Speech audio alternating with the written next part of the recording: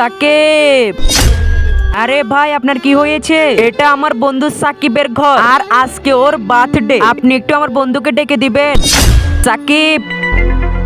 জি ভাই বলুন। দেখো সাকিব তোমার বন্ধু। সাকিব ওইখানেই দাঁড়াও, আমি আসছি। ওর শরীরে যদি তুমি হাত দাও তাহলে মনে রাখবে। কিন্তু পাপা ও তো অসুস্থ। থাকুক, চলো আমার সাথে। না পাপা, যখন আপনি অসুস্থ ছিলেন।